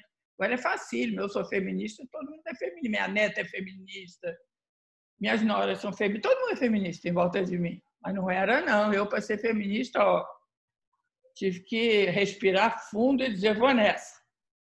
A respirar muito fundo, não era bom ser feminista. Então, essa nomenclatura. Agora, eu acho que a Virgínia é super feminista. Claro que ela não estava lá em pé nas passeatas de sufragistas. Mas é um marco histórico, né? Mas as sufragistas estavam nos romances dela, né? E nos ensaios. É impressionante. Desde o primeiro. Será que se a gente perguntasse, ela diria que era feminista? Aí é a história da Socorro, né? Que ela queria sentar com a Virgínia e conversar para perguntar como é que a Virgínia responderia hoje, né? Você achava que ela diria que era uma feminista? Acho que não. Queria perguntar. Não sei, acho que diria. Não sei. Acha que não, Elô? Acho que não. Porque todas as que eu perguntei até hoje, não. Disseram não na área da cultura. E a Ana Cristina tinha uma polêmica comigo direta, que ela alegorizava nos textos. Não sou feminista, você é uma louca. Engraçado isso. Porque não é tão ruim. Não é nem obrigatório ser feminista para uma mulher, nem é tão ruim assim ser feminista. É estranho, é uma pesa. Isso eu acho que só mostra o peso patriarcal. Isso só mostra como você levantar o nariz já leva porrada. Você já é um esforço enorme você se nomear feminista. Até o século XXI, até 1990, por aí, você se dizer feminista era um ato de bravura. Isso só mostra o peso que os homens fazem para qualquer rebelião feminina, qualquer mudança que seja proposta nas relações de poder. Isso só mostra esse tijolão que a gente tem na cabeça, né? É pesado. Elô, eu fiquei lembrando das marchas, né, do Ele Não, por exemplo, e de como foram usadas essas imagens, né, da mulher que não se depila, a feminista é suja e feia. Isso foi muito usado, né, como meme naquela época. Então, quer dizer, e ainda bem atual, né? A gente acha que não acontece. Ao mesmo essa história da Betty Friedan é interessante, eu não conhecia. Se você for ver, se você for ter um estudo da Raquel Soyer sobre o Pasquim, os esquerdomachos, sobre o Pasquim, as mulheres e o Pasquim, porque era uma coisa muito machista, mas muito machista mesmo. E aceitavam a Leila Diniz, mas a Leila Diniz era livre, mas era livre na medida certa, né? Então, sem agredir. Então, eles tinham o mito da Leila Diniz, mas as mulheres feias não tinham vez. E feia é qualquer uma que discorde, né? Era horrível. Ela apanhou muito. Ela e outras também, né? Esse artigo da Raquel Soyer é muito interessante sobre o Mulheres e o Pasquim. Depois vou procurar. Socorro, você ia falar? É de que eu mando. Ia só te... Oh, desculpa, Elô. Você ia falar? Não, eu digo que eu mando. Esse artigo da Raquel é muito bom. Eu ia só responder, claro, você tinha pedido para falar de como ler Virgínia. Uma coisa que tem dado certo, eu concordo que esse seria o primeiro livro, o primeiro texto, né? O ensaio principal desse livro seria o primeiro texto, mas eu tenho visto muita gente, tem dado certo com alunos e alunos, de começar a gostar dela pelo Flush. Eu indico muito o Flush. E aí abre um pouco para essa perspectiva dessas camadas do humor que a Júlia estava falando, né, dessa ironia, desse sarcasmo. Aí eu acho que abre essa chave do sarcasmo para que nos próximos textos, né, que as pessoas vão ver, esse sarcasmo fique em evidência, como se fosse uma apresentação, digamos, dessa camada de leitura que é tão importante, né, que é da ironia, que é a característica de pessoas muito inteligentes, essa ironia fina, que não se reconhece de forma fácil, que deve ter sido muito difícil de traduzir, de fato. Deve ter sido muito difícil. Mas eu adoro Flush e recomendo e tem dado certo. Cai do Flush, vai para o Miss Dalloway e aí continua. Mas eu sigo firme na minha dica de começar pelo Flush.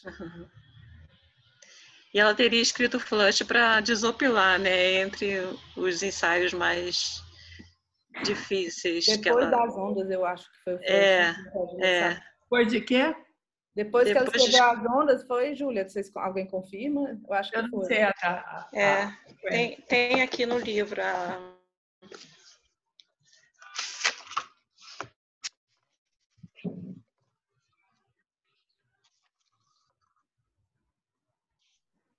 Flush foi logo depois das ondas. É depois das ondas. E ele é de 33. E aí depois ela ia fazer ainda os Três Guinéus, né? Enfim. Mas o Flush, ele parece despretensioso quando eu anuncio, quando eu explico, né? Que é uma biografia, uma invenção, a invenção da biografia de um cachorro, de uma mulher, mas ele parece despretensioso nesse primeiro momento, mas ele tem muita coisa ali da relação dessa mulher com os dois homens, né? Com o pai e com o amor dela, a situação, a condição dela de um certo confinamento. Tem muita coisa ali, mas ele vem de uma maneira mais leve. Eu acho uma boa porta. Tem dado certo. Até hoje tem dado certo. Júlia, você quer comentar? A gente já está chegando aí, né, Cissa? A gente está indo para 2 horas de conversa. A Elô já deu um spoiler aí, que ela está fazendo o livro também para Bazar do Tempo. Acho que a Júlia Elô tá na... isso do que ela também teria como dica desse caminho de leitura da Virginia Woolf. Eu acho que seria bom ouvi-la.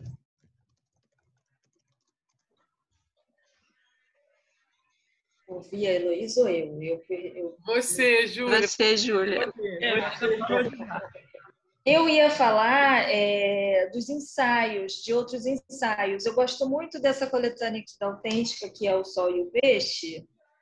Ele colocou prosas poéticas, mas também tem O Valor do Riso e outros ensaios, tem várias coletâneas de ensaios, e os ensaios são muito ricos, são muito diferentes entre si. E eu acho que eles podem ser um jeito imaginário de começar. Agora, realmente, essa ideia do Flush é genial. Não tinha pensado nisso.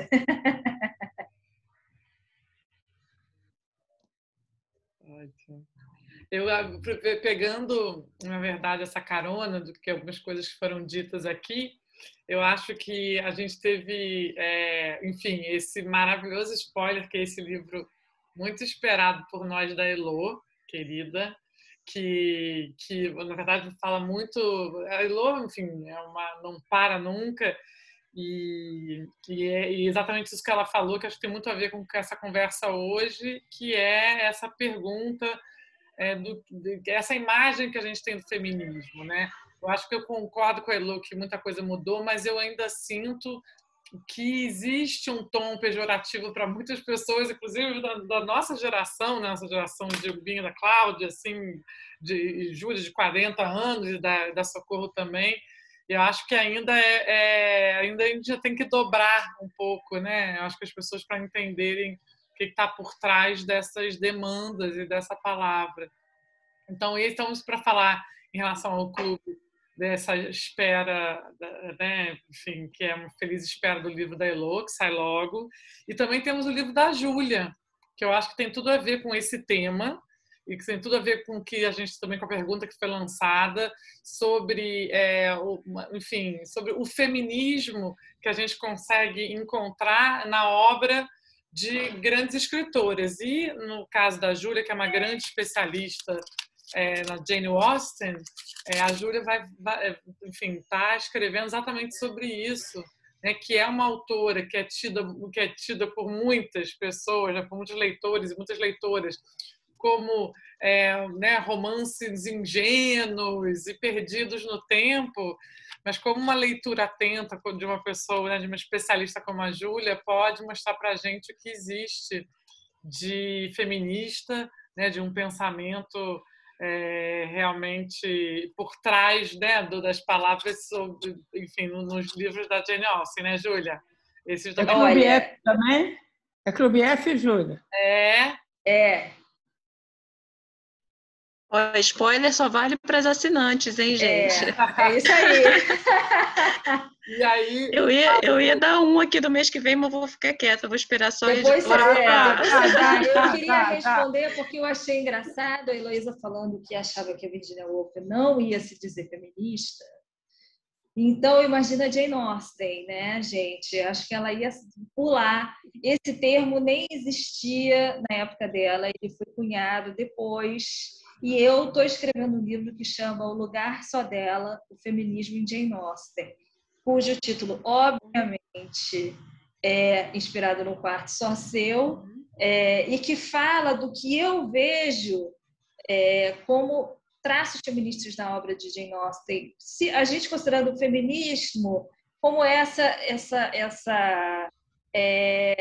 só essa crítica ao lugar da mulher na sociedade, essa maneira de mostrar que a mulher tinha essas restrições e que isso causava necessidade, que a mulher não podia se mover como ela queria, que ela não podia tomar as decisões que ela queria, que ela tinha muitas poucas opções, que para mim é muito claro na obra da Jane Austen. Tem vários outros pesquisadores que falam isso. Dentro da academia existe bastante restrição de usar o termo feminismo especificamente para tratar da Jane Austen, porque é uma coisa meio anacrônica, mas como eu acho que o livro é para ser para um público um pouco mais amplo, eu coloquei o feminismo em Jane Austen, assim, com uma certa ousadia, com perdão. Para mim, a Virginia Woolf é feminista sem a menor dúvida, porque ela está aqui questionando, né, da pobreza das mulheres e agora o que ela falaria sobre ela mesma, eu não sei. Eu acho que a Jane Austen, certamente, se soubesse o que era isso, diria que não, de jeito nenhum. Acho que ela tem um ponto de vista essencialmente conservador, mas ao mesmo tempo ela tem essa crítica assim ao lugar da mulher na sociedade dela. Então é complexo, né? Não é uma chave simples, não é uma resposta simples. Eu acho que existe muito valor nisso que a Luísa falou também, de deixar a pergunta não totalmente respondida, mas eu vou tentar responder. Estou tentando responder. Maravilha. Bom, Socorro, sabendo, só falta você bolar um livro com a gente, hein, Socorro? Eu estou aqui pensando, porque a Elo falou da faz Raquel. Da Raquel, faz. Isso. Vamos Faz da Raquel, pelo amor de Deus. Socorro! Maquinando, desde que você falou, Elo. Socorro, a Emília era feminista? A Emília era muito, mas ela teve seus maus momentos, ela pediu desculpa, né? Eu sempre defendo a Emília no fim, porque ela pediu desculpa. A Emília como personagem, eu não tenho... A Emília do Monteiro Lobato, gente. A Emília do Monteiro Lobato. E ela era, assim... Maravilha. E chamada de tagarela, ela fala, né? Mas ela fala, ela começa a defender que se use os plurais no feminino. Sim. Num dos livros. Ela fala, por que quando é homem e mulher a gente fala escritores, né? Tá, escritoras, vamos fazer esses plurais aí. E eu li isso com, sei lá, 8 anos de idade e Tem uma coisa ali que eu acho que marca muito também, que é a dona Benta comprar os livros do livreiro da capital, escolher os livros e apresentar os livros e permitir uma série de coisas. Eu acho que tem muita coisa, além da Emília, na dona Benta também, muito feminista. Que, obviamente, o autor nunca diria, nunca admitiria hoje, né? Se ele pudesse voltar, assim como eu queria conversar com a Virgínia, eu queria conversar com ele também. Botar ele contra a parede, né, Socorro? A gente tem uma conversa um pouco mais difícil. Eu acho que com a Virgínia ia ser mais agradável. Eu queria só aproveitar também que a gente tem aqui entre as assinantes e as pessoas que estão acompanhando, a Juliana Berlim, que faz parte de um livro que a gente vai lançar, que não vai ser um livro do clube, apesar de fazer parte da programação do clube, mas, ou seja, não vai ser um livro que vai na caixa do clube, porque a Cláudia vai dar o último spoiler aí do livro do próximo mês. Mas a Juliana, ela faz parte de um livro que tem tudo a ver com a Heloísa, não só do nascimento, de onde vem o livro, mas também de tudo que ela falou sobre esse território, sobre esse espaço, que é um livro que se chama Carolinas, a nova geração de escritoras negras brasileiras, que é um livro que nasce de uma experiência da FLUP, né, a partir de uma série de leituras e de encontros que foram feitos no ano passado na programação em homenagem à Carolina Maria de Jesus, com vários orientadores e orientadoras. Então tinha a Ana Paula Maia, tinha a Eliana Alves Cruz, tinha a Cristiane Costa, tinha o Itamar Vieira Júnior. E esse livro, na verdade, reúne 180 mulheres. Então, realmente é um acontecimento. São 180 mulheres que escrevem e de gêneros diferentes, né? Tem diários, tem crônicas, tem contos, tem, né, tem até pequenas novelas. Então, Juliana está aí. Só puder dar um oi para a gente, Juliana, para as pessoas te verem e falar que você é a autora, né, desse... Esse é do próximo mês? Não, então, no próximo mês não. Esse livro não vai ser parte do clube, mas ele vai na programação. É um livro que ficou para abrigar, né, todas essas mulheres incríveis. Ficou um livro enorme, ficou um livro com quase 600 páginas. Mas a gente vai fazer uma série de programações, de encontros, porque também tem essa data feliz, que são os 10 anos da FLUP, que tem tudo a ver com a Elo, porque a Elo é uma das criadoras e orientadoras e fundadoras de tanta coisa maravilhosa, né, que a Elo tem feito pela nossa cultura. Uma delas é a FLUP. Então, Juliana é uma autora, escritora que está aqui com a gente hoje. E é uma alegria ter aqui você. Obrigada, Juliana. Para quem não é do Rio, a FLUP é a Festa Literária das Periferias, né? Não sei se tem alguém aí que é fora do Rio e que não conhece. Mas acho que está famosa. Acho que ela já. Né? Acho que até por conta ela ficou muito, né, online. Acho que ela ficou realmente, né, acho que ela foi em outras fronteiras. Acho que ela também já fez outros. Juliana, pode dar uma palavrinha assim, por favor. A Juliana está perguntando aqui. Não, que eu queria acrescentar isso, que justamente era isso que eu estava falando, quando você começou a falar, que como o ano passado foi online, a gente alcançou, inclusive, escritoras a animarem. Então, a gente chegou na França, chegou em Angola, chegou, acho que em Portugal também. Então, muitas mulheres de outros estados e de outros países participaram. Então, ano passado foi bem massa nesse sentido, a gente pôde reunir todas essas vozes. Então, Juliana, a FLUP recebeu a Grada Quilomba, né? A Patrícia Hill Collins. A FLUP é pesada, né? Exato. Tem uma programação maravilhosa. Exato. Nesse sentido, assim... Desculpa. Desculpa. Não, eu só queria passar a bola para você, mas eu queria só agradecer, que a gente está chegando no encerramento desse primeiro encontro, agradecer todas vocês, né, a presença, e queria agradecer também muito Elo Buarque, Heloísa Seixas, que nos deu a alegria de estar aqui com a gente. Elo, muito bom você estar aqui, vendo seu depoimento, foi realmente ilustrativo até do que a gente está conversando, isso é muito lindo. Socorro Acioli, brigadíssima, Socorro, nós somos grandes fãs, e agora a gente já tem um comprometimento público aqui, vocês estão todas... Tá gravado, hein? Tá gravado. Um livro, Júlia querida, que a gente vai fazer tantas outras coisas juntas, além desse livro que ela já anunciou. Cláudia, parceira querida, e eu acho que, Cláudia, você encerrar como você achar melhor, mas se você quiser falar rapidamente do livro do próximo mês, que a gente vai estar aqui depois. Ó, eu só não aprendi a falar o nome da... Eu posso falar Oyeronke. o nome Oyeronke Oyeyun. É o Oyeronke? Maravilha! Chama A Invenção das Mulheres, construindo um sentido africano para os discursos ocidentais de gênero. Então, gente, já marquem na agenda, o encontro vai ser sempre, né, mais para o final do mês, e já aguardem aí a próxima caixinha do clube. Esse livro nasceu também assim, a gente teve um texto dela, por via da Elo, no livro do Perspectivas Decoloniais, de pensamento, né, feminista. Ela é uma pensadora nigeriana da maior importância, que esse livro, no mundo inteiro, ele é uma grande referência dos estudos de gênero, porque ele mostra exatamente como, né, nas culturas africanas, especificamente na cultura iorubá, que tem tudo a ver com a nossa formação, essa questão do determinismo biológico não gera essas conformações sociais.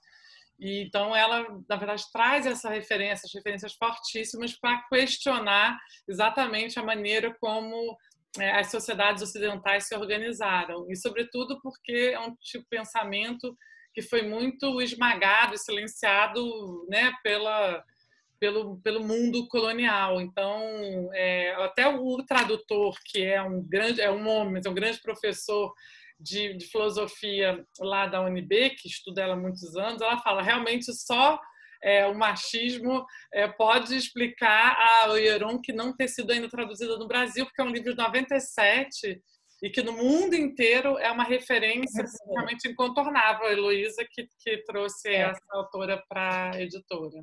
Não é, Elo?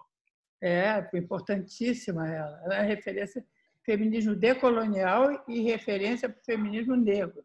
Exato. Ela é muito importante. Exato. Ela vai falar? Esperamos que sim, com tradução, mas a gente espera que sim. Ela está super feliz de estar traduzida agora. Exato. Então, Cláudia, obrigada a todo mundo. Cláudia está com você. Gente, é isso. Agradecer também a Júlia, a Socorro, a Heloísa, as duas Heloísas, né? As meninas aqui que eu já citei, que eu conheço de outros encontros, e agradecer a Cissa também pelo convite. E continuem lendo Virginia Woolf, continuem no clube com a gente, porque além desse próximo, a programação tá linda. A gente não pode falar tudo também, gente. Vocês adoram spoiler, mas a gente não pode contar. Mas podem acreditar na nossa palavra que a programação tá linda e a gente vai se encontrar aí mais vezes durante o ano. E fiquem conosco. Vamos inventar da gente sempre trazer uma comidinha, uma bebidinha. Eu vi que a Socorro estava tomando um vinhozinho ali. Eu ia comentar isso, eu esqueci. Cerveja, fiquei até com mais gostoso. Uma cervejinha, falei, opa, que maravilha. Uma coisinha. Eu sou a favor também. Água, Dai. Tem que ser a Elo para terminar com esse comentário. Só eu terminaria o clube perguntando por isso. Você sabe que eu já tinha visto essa tacinha da Socorro e eu esqueci de comentar, porque eu falei no início, né? Aí, ó, muito melhor, gente. Vamos trazer todo mundo. Ótimo, boa proposição, Veloso.